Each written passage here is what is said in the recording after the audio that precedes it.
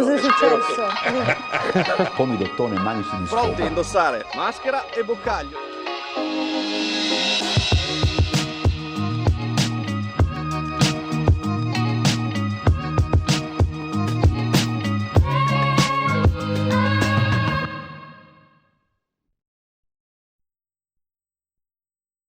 Come ci si comporta a fronte di elevate, a volte elevatissime temperature? Come bisogna gestire il proprio animale quando lo si porta anche fuori, ovviamente? Non pensando che ami il caldo. Se guardiamo in natura qualsiasi animale non si mette al sole a meno che non sia inverno. E se andassimo in giro scalzi sentiremmo quanto è caldo il cemento, per non parlare dei tombini, per cui quando si esce con un cane anche banalmente schivare un tombino può essere fargli un favore. Fanno la muta, perdono il sottopelo, in questo possiamo aiutarli con delle belle e sonore spazzolate. Fare una tosatura eccessiva può far sì che l'animale si scotti, perché la pelle del cane non è adatta, non si abitua al sole. Esistono delle creme solari proprio per quei cani che hanno il manto bianco e il pelo raso e si può aiutarli a evitare scottature sulle giunzioni, per esempio qui della canna del naso. Ecco che allora possiamo fare una tosatura ragionevole, qualsiasi toilettatore è assolutamente in grado di consigliarci e di aiutarci nel scegliere la lunghezza giusta. Può essere un'ottima idea quella di bagnargli un po' la schiena e la testa, approvvigionarli sempre d'acqua, per cui far conto che ci sia una ciotola bella ampia o anche due ciotole, perché se stanno a casa soli tutto il giorno ci sono animali che amano giocare con le ciotole, soprattutto i cuccioli, e se la ciotola si rovesciasse e non ci fosse acqua, ecco che stare tutta una giornata senza acqua può essere un grosso problema. L'animale in qualche modo, il cane, può farmelo capire che in quel momento sta soffrendo molto, dei gesti particolari che posso riconoscere immediatamente? Il respirare a bocca aperta, che comunque è il sistema con il quale loro dissipano il calore, la polipnea termica è quella con la quale loro vicariano il fatto che non sudano. Gli animali sudano solo tra le dita delle zampe e comunque non a sufficienza per dissipare il calore. La ricerca di una zona ventilata, no? Si mettono di solito col collo esteso dove c'è un giro d'aria. Come ci si comporta allora con il proprio amico a quattro zampe se lo porto al mare? I nostri cani non amano stare al sole tutto il giorno e, ripeto, non si possono mettere in costume da bagno ma hanno il pelo, per cui avranno sicuramente più caldo. Per di più bisogna ricordarsi che è necessario, quando si rimane tante ore vicino all'acqua salata, sciacquare i nostri animali, perché la salsedine che a noi fa quella crosticina sulla pelle, a loro può dar luogo a delle vere e proprie irritazioni. Quello che mi fa più piacere anche i giuliani nel mondo, perché tutti molto attaccati a Trieste, la nostra città, avranno la possibilità di essere più vicini alla propria città natale. C'è sempre qualcosa da scoprire a Trieste, anche per chi ci abita da sempre. Trieste Underground, il nuovo itinerario digitale alla scoperta del lato nascosto della città, storie oscure e luoghi misteriosi, pronti a essere conosciuti grazie al progetto ideato e prodotto dalla Cappella Underground, organizzato con il Comune di Trieste e con il sostegno di Promoturismo FVG e Associazione Guide Turistiche del Friuli Venezia Giulia. Un'esperienza immersiva e coinvolgente. I contenuti sono accessibili gratuitamente sul sito www.triesteunderground.it e tramite i QR code dislocati nei luoghi raccontati, facilmente individuabili con una mappa interattiva per smartphone. Al cuore del progetto una serie di 12 contributi video e audio ispirati al libro Trieste Occulta, storie nere ai tempi degli Asburgo, che raccontano con taglio cinematografico le storie nascoste della città. Sì, possono scoprire quel lato poco conosciuto, quel lato che è nascosto da un piccolo velo, no, di mistero e che sta dietro a questa città che ha sempre un'apparenza di una città bianca, una città di luce, una città di sole, ma che in realtà nasconde tante piccole storie che è bello conoscere, che può essere divertente appunto conoscerlo attraverso il sito, ma che è stato anche molto divertente per noi scoprire nel lato creativo del sito. E così è l'occasione di scoprire anche un passato, una Trieste che forse non c'è più, ma che continua a muoversi, ad alleggiare, a vivere appunto nelle ombre di queste vie.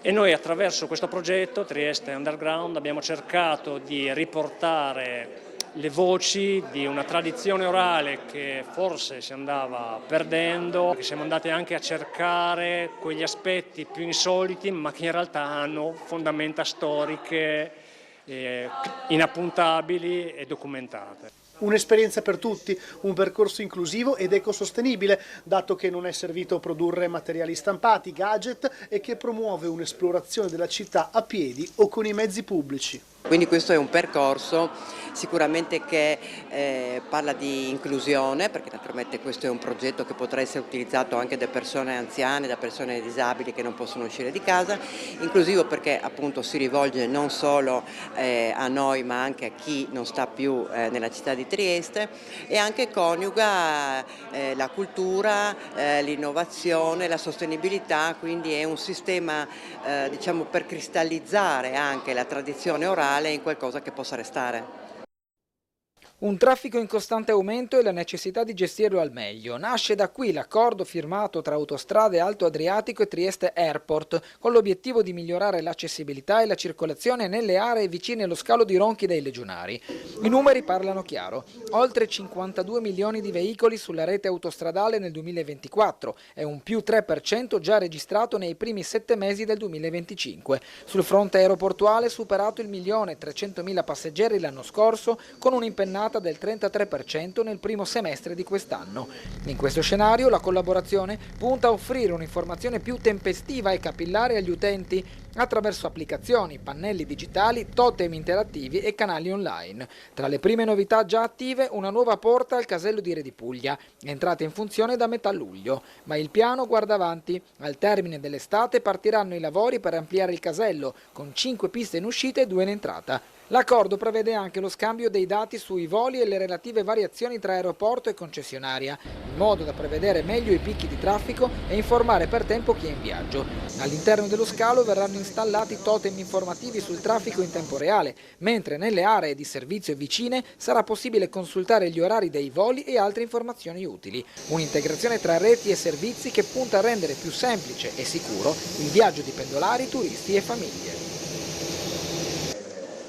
Torna anche nel 2025 il bando sicurezza del Comune di Trieste, un contributo economico per chi vuole installare antifurti, telecamere o sistemi anti-intrusione nella propria abitazione, condominio, attività o immobile. Il sostegno copre fino al 75% della spesa, con un importo minimo di 1.000 euro, IVA inclusa, e un massimo di spesa fino a 3.000 euro. Quindi il tetto erogabile è di 2.250 euro. La cifra stanziata è la stessa del 2024, 260.000 euro messi a disposizione grazie a un finanziamento regionale. L'anno scorso le domande presentate furono 390, 121 quelle ammesse, quindi conviene adoperarsi per tempo e preparare bene la documentazione. Chi può partecipare? I residenti in Friuli Venezia Giulia da almeno 5 anni, i condomini per le parti comuni attraverso gli amministratori, ma anche enti religiosi, scuole non comunali, impianti sportivi privati e sedi di attività commerciali, artigianali o industriali. Sono ammessi i sistemi antifurto, antirapina, anti-intrusione e di videosorveglianza, purché acquistati nuovi, conformi alle normative e dotati di regolare garanzia. Valgono anche i costi di posa in opera e installazione, ma solo se le spese sono effettuate tra il 1 gennaio e il 31 dicembre 2025. Il bando dà la possibilità di accedere a contributi per diversi sistemi di sicurezza, quindi passiamo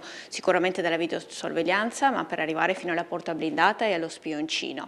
Possono accedere le abitazioni private, ma anche i condomini, istituti di culto, attività produttive, commerciali, professionali, ma anche istituti scolastici o istituti sportivi, però non appartenenti a enti pubblici. Si tratta sicuramente di un intervento particolarmente importante. Va sottolineato che l'immobile deve essere sito nel comune di Trieste e che si può fare un'unica domanda a immobile. Restano esclusi casseforti, cancelli, recinzioni e contratti con istituti di vigilanza. Per presentare domanda c'è tempo fino al 31 gennaio 2026. All'interno di quello che io chiamo Central Park Goriziano, all'interno perciò del Parco della Vetta del Corno, cominceremo a riqualificare una parte dei 130 metri di bunker con 3 accessi che sono stati particolarmente utilizzati nel corso dei bombardamenti. Da rifugio dimenticato a nuova risorsa culturale e turistica per Gorizia. Sarà ristrutturato e riaperto al pubblico il bunker antiaereo all'interno della valletta del Corno, parco urbano a sua volta restituito alla città l'11 luglio scorso dopo un'imponente riqualificazione.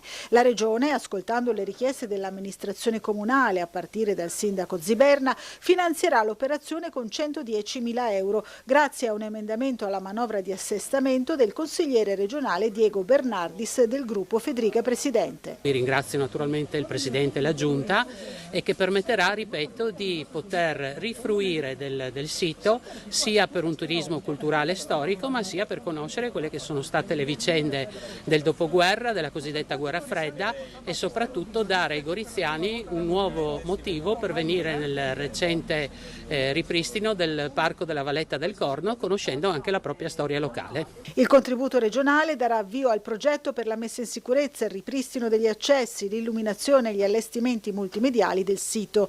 Con Go 2025 si sono accesi i riflettori anche sul sistema di fortificazioni difensive della prima e della seconda guerra mondiale, ma anche della guerra fredda, formato dai cosiddetti bunker. Il Comune vuole avviare un programma di recupero e approfondimento storico anche in chiave turistica. Alle mie spalle uno dei 3 accessi dei bunker dove quasi 500 persone della zona riuscirono a trovare perciò ricovero e sicurezza durante i bombardamenti.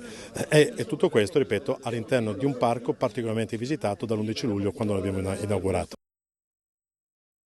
Non basta fare le cose, bisogna anche farle sapere. Potrebbe questo essere lo slogan dell'assessorato alle politiche sociali. Oggi è stato presentato un altro tassello in questo senso. Per 2 giorni alla settimana, il martedì e il giovedì dalle 9 alle 12, la sede della consulta territoriale delle associazioni delle persone con disabilità in via Gatteri 24/D ospiterà le attività di assistenza e consulenza della Fondazione Durante e Dopo di Noi, donna colonna dei Principi di Stigliano. Spostiamo una parte delle attività della Fondazione Durante e Dopo di Noi, questo tipo di attività le spostiamo qui, nella consulta disabili, proprio per creare un'ulteriore sinergia tra la Fondazione Durante e Dopo di Noi e la consulta disabili. La consulta si occupa più delle persone delle associazioni del terzo settore, mentre la Fondazione ha anche come soci gli enti pubblici, no? Però c'è questa stessa sinergia noi siamo magari più sul territorio, nel quotidiano, essendo associazioni fatte di famiglie, mentre la Fondazione opera anche a livello un po' più ampio. Attualmente ad impegnare particolarmente la Fondazione sono le conseguenze della legge 16, per semplificare il trasferimento dal Comune ad Asugi di una serie di servizi sociosanitari. Quindi noi all'interno della Fondazione abbiamo un numero elevato di soci che è impegnato in questo importante trasferimento di competenze da un ente all'altro e la Fondazione ha un ruolo di supporto e di sostentamento in questa attività. Non è indifferente, fra l'altro, il luogo scelto per tale attività, diciamo, parallela, che è in mezzo alla vita quotidiana. La Fondazione svolge già questa attività presso la sede di via Mazzini. È importante che sia presente anche qua, è importante che si crei un rapporto ancora più stretto con la consulta disabili. Friulia, la società finanziaria della regione Friuli Venezia Giulia, ha emesso un prestito obbligazionario definito senza precedenti nel panorama nazionale. Si tratta di un'operazione da 20 milioni di euro destinata a rafforzare il legame con il tessuto economico del Friuli Venezia Giulia, aumentando gli interventi a favore delle piccole e medie imprese del territorio. L'emissione, secondo una nota emessa dalla stessa Friulia, è stata interamente sottoscritta da un pool di investitori istituzionali di primario standing, Crédit Agricole Italia, anche con il ruolo di arranger e paying agent, BNL BNP Paribas, Civibank Gruppo Sparcasse, BCC Venezia Giulia Gruppo BCC IC Crea, Fondazione Cassa di Risparmio di Trieste, Fondazione Cassa di Risparmio di Gorizia, Fondazione Friuli, Confindustria Alto Adriatico. Il prestito sarà quotato su Euronext Access Milano, mercato multilaterale gestito da Borsa Italiana. L'operazione, che è stata strutturata con il supporto di Legans Avvocati Associati e della Loan Agency Services, rimarrà nella storia di Friulia, afferma la presidente di Friulia Federica Seganti. Al tempo stesso è un'azione concreta a favore del sistema produttivo regionale. Raccogliamo risorse dal territorio grazie alla fiducia che godiamo da parte di investitori consapevoli del potenziale delle nostre piccole e medie imprese. È una testimonianza concreta di finanza responsabile, chiosa Seganti, vicina alle imprese e radicata nel territorio.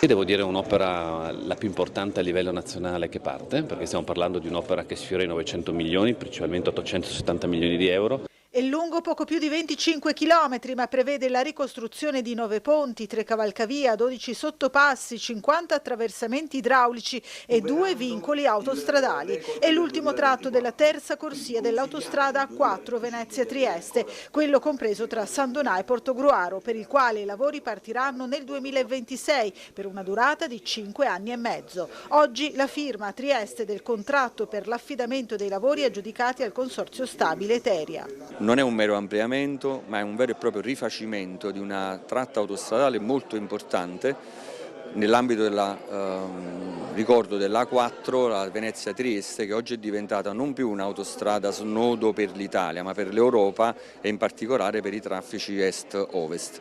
Con questo importante passaggio iniziamo il completamento della terza corsia. Vicino al miliardo di euro il quadro economico per questo ultimo lotto di lavori che completerà tra il 2030 e il 2031 tutto il tratto a 3 corsie della A4 tra Quarto d'Altino e Palmanova per un totale di 83 chilometri. Come per gli altri lotti non si tratta di un semplice ampliamento, l'autostrada sarà interamente demolita e ricostruita. Andrà oltretutto ad agire su un tratto particolarmente delicato che quindi deve vedere un'opera infrastrutturale che seppur la chiamiamo un allargamento in realtà è una nuova autostrada, perché le opere previste di fatto costruiscono un nuovo pezzo importante di autostrada. Nell'illustrare l'intervento il presidente di Autostrade Alto Adriatico Marco Monaco ha precisato che gli impatti sulla viabilità saranno minori rispetto agli ultimi cantieri, anche perché si sta già lavorando sui viadotti.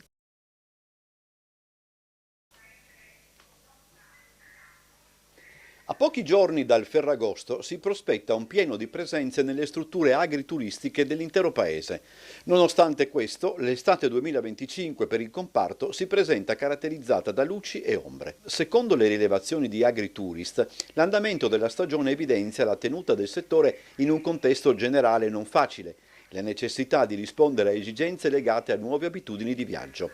La tendenza dominante è la minore durata dei soggiorni, con prenotazioni di 2 o 3 notti al massimo, e una crescita del fenomeno delle vacanze mordi e fuggi. Le prenotazioni sono sempre più sottodata, rendendo difficile per le imprese pianificare e gestire l'offerta al meglio. Si tratta di una dinamica che accomuna l'intero settore turistico, dagli agriturismo agli alberghi. La domanda si orienta sempre più verso proposte di qualità e personalizzate. Agritourist sottolinea l'importanza di investire sul turismo esperienziale. Sul podio delle richieste il desiderio di contatto con la natura, con la possibilità di effettuare escursioni e attività sportive come bike, trekking ed equitazione, seguite da degustazioni e ristorazione tipica.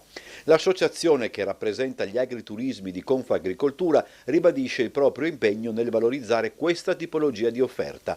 Nonostante il quadro generale incerto, la maggior parte degli operatori ha valutato l'estate 2025 in linea con l'anno precedente, con un mese di giugno sotto le aspettative, un luglio con un tasso medio di occupazione delle camere del 60% e un agosto che si conferma il mese di punta. Alcune strutture segnalano una buona tenuta anche a settembre. La clientela predominante è composta da famiglie e turisti stranieri, circa un quarto del totale, con un trend in aumento. Dal 2019 ad oggi le presenze dei turisti in Italia sono aumentate dell'8,3%, dato che colloca il nostro paese al secondo posto in Europa dopo la Spagna.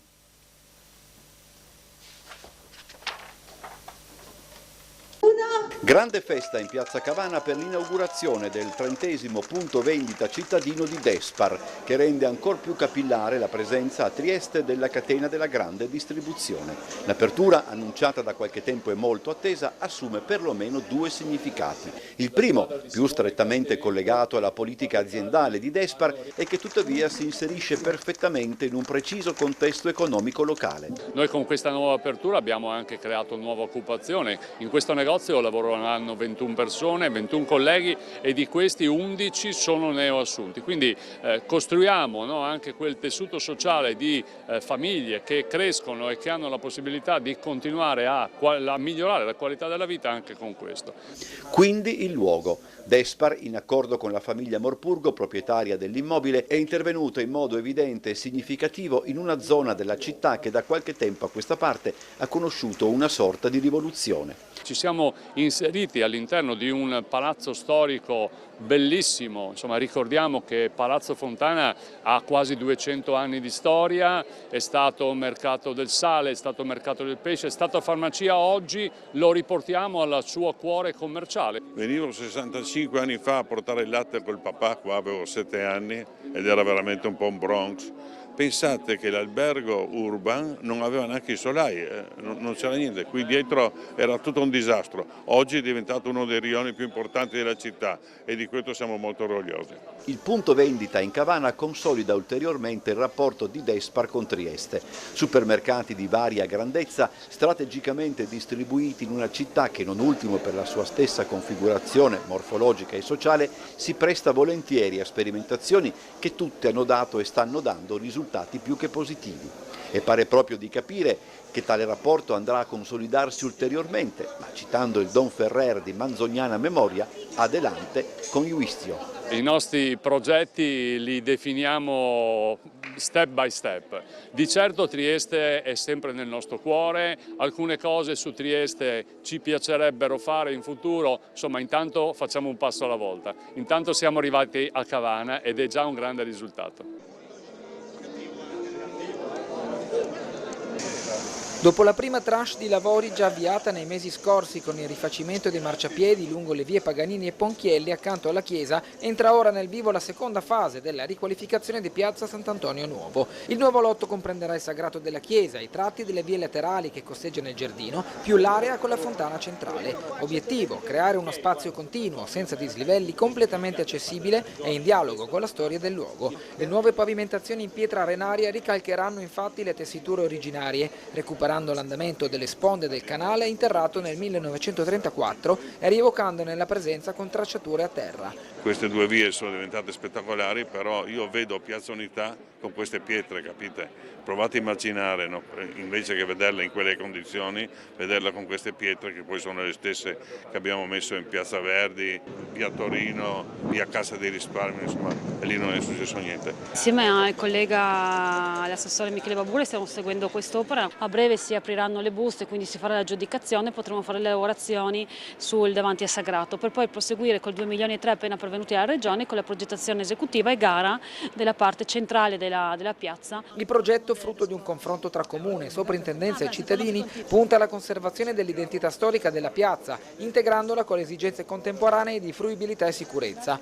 Il disegno complanare sostituirà marciapiedi e cordonate, migliorando l'accessibilità anche in caso di occupazione di suolo pubblico. 2.300.000 euro per proseguire un intervento di riqualificazione. Ci troviamo sotto i nostri piedi a quello che è l'intervento appena concluso da parte del Comune di Trieste. Una parte delle risorse sono già state messe a disposizione dell'amministrazione comunale con un primo lotto. Con questi 2.300.000 euro proseguiremo, faremo tutta la parte della piazza e le vie laterali per poter dare alla città un centro invaso da turisti come non mai, ancora migliore. La Regione Friuli Venezia Giulia stanzierà 25.000 euro a favore dell'Ente Nazionale Sordi per sostenere le iniziative della Giornata Mondiale dei Sordi 2025, in programma dal 25 al 27 settembre nell'ambito della Settimana Internazionale delle Persone Sorde e della Giornata Internazionale delle Lingue dei Segni.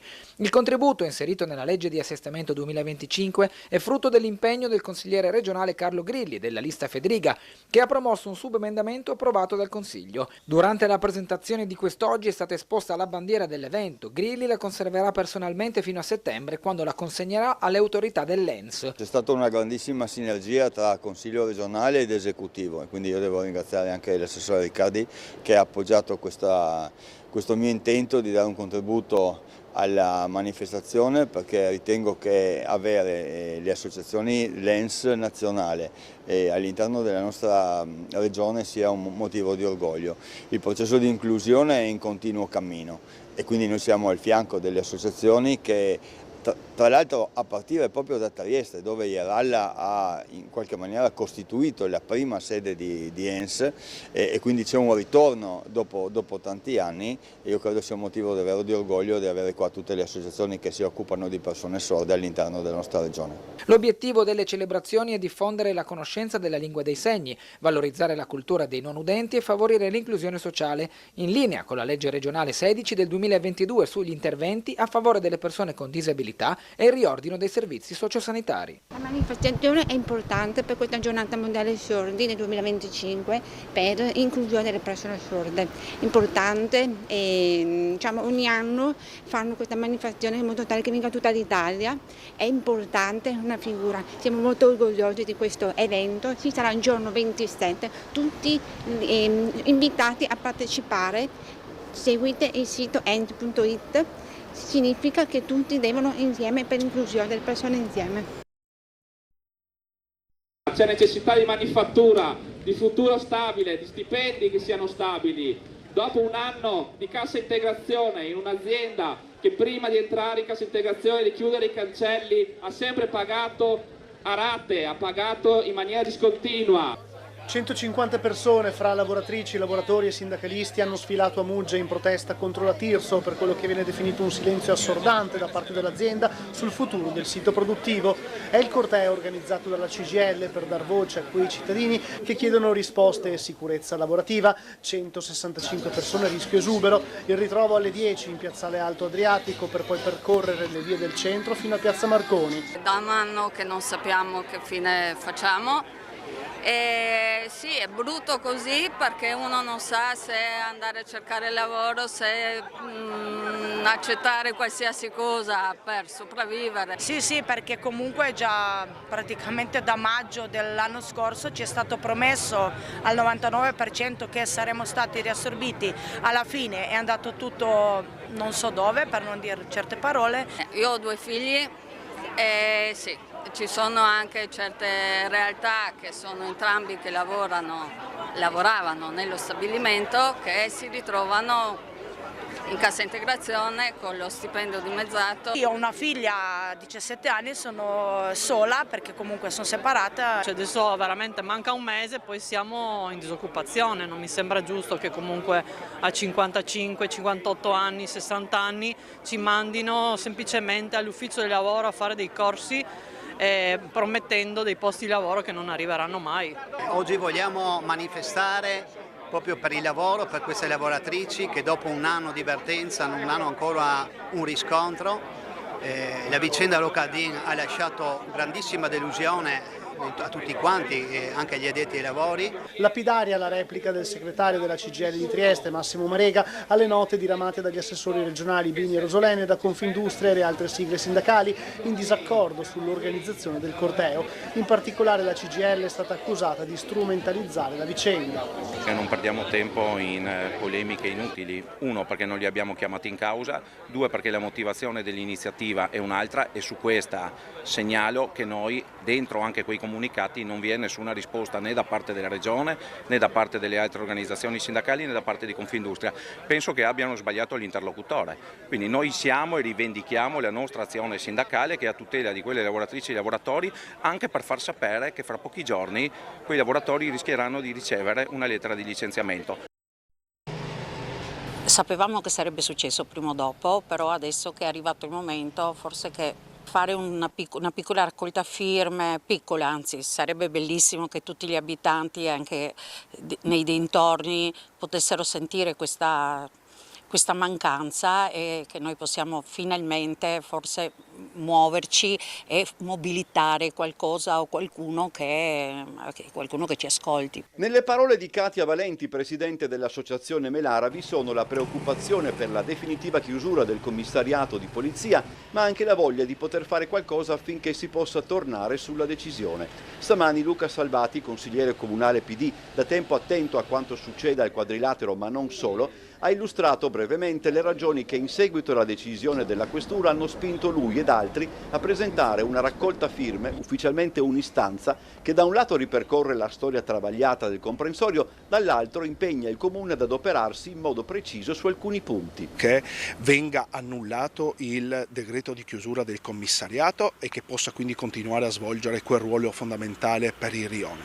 In secondo luogo che il sindaco e il tavolo del comitato di ordine e sicurezza pubblica chieda un rafforzamento e una presenza costante delle forze dell'ordine statali e locali attraverso presidi fissi e mobili e in ultimo luogo, come richiesto già a gran voce in passato, che venga reinserita la figura del poliziotto di quartiere. Secondo Rossana Zagaria, consigliere circoscrizionale PD in quinta circoscrizione, nel suo complesso la questione Melara andrebbe affrontata anche alla luce di una riflessione precisa. Non tutti gli episodi che riportano troppo spesso Melara al centro di un'attenzione non voluta dalla stragrande maggioranza degli abitanti debbono per forza essere affrontati soltanto da un punto di vista repressivo. Ci sarebbe la necessità di programmi dedicati, programmi integrati che vedono assieme i servizi sociali, i servizi educativi, specialmente nei confronti di minori, per affrontare le cause che stanno a monte di comportamenti non civili. Cosa è successo?